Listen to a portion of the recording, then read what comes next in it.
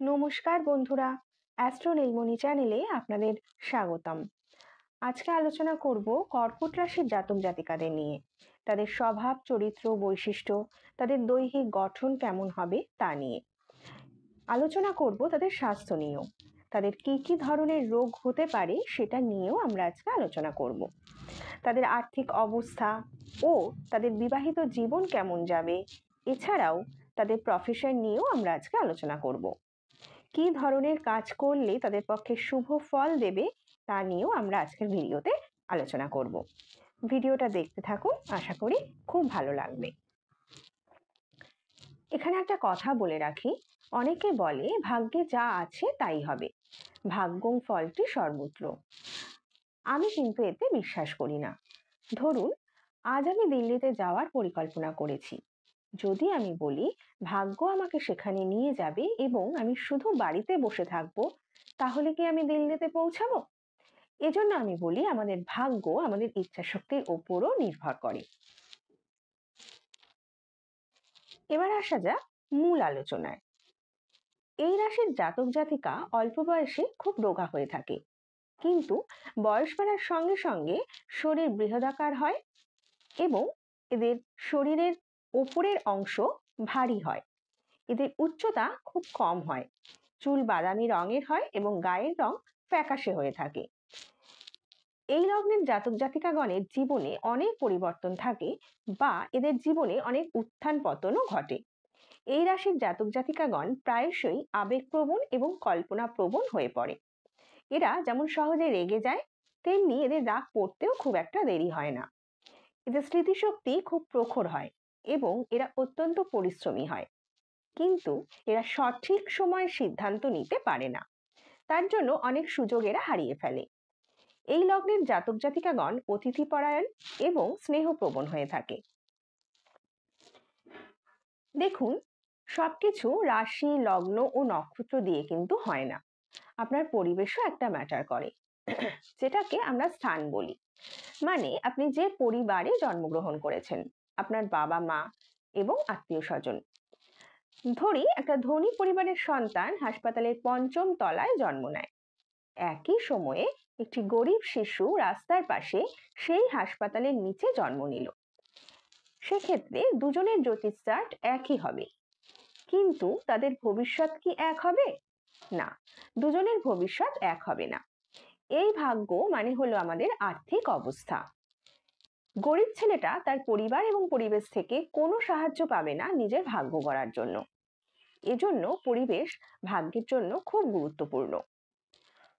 তবে জীবনে সুখ ও শান্তি, চরিত্র, স্বাস্থ্য বা স্বাস্থ্যের সমস্যা এবং বিভিন্ন ঘটনা, যেমন বিবাহ, সন্তান জন্মানো, গাড়ি কেনা, বাড়ি তৈরি করা, ভালো সময় কাটানো, দুর্ঘটনা, এমনকি মৃত্যু, দুজনের একই সময় হবে।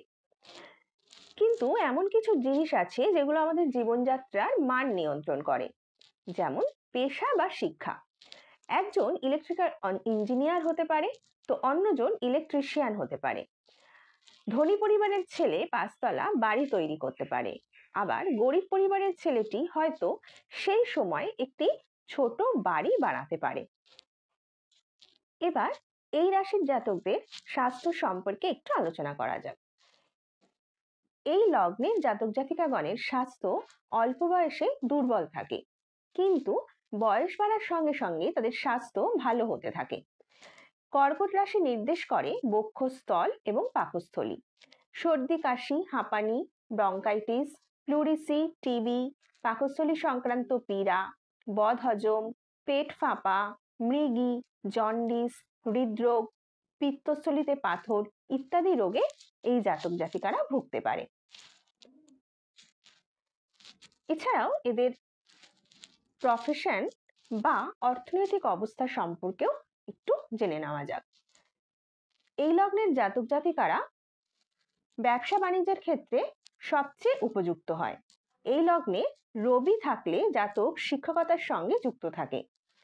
কর্কট জলরাশি হওয়ায় এই লগ্নের জাতকগণ দুধ, তেল, মাছ, মুক্তো, শাক, লবণ, শীতল পানীয় ইত্যাদি ব্যবসায় যুক্ত থাকে। এছাড়া এরা জাহাজ বা নৌবিজ্ঞানের কাজেও যুক্ত থাকে। এই লগ্নের জাতক জাতিকারা অর্থ বিষয়ে সর্বদা সতর্ক থাকে।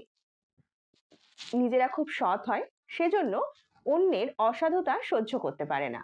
এরা অর্থের যথাযথ মূল্য দেয় এবং অর্থ অপচয় করে না। প্রচন্ড পরিশ্রমের দ্বারা অর্থ সম্পদ এরা সঞ্চয় করে থাকে।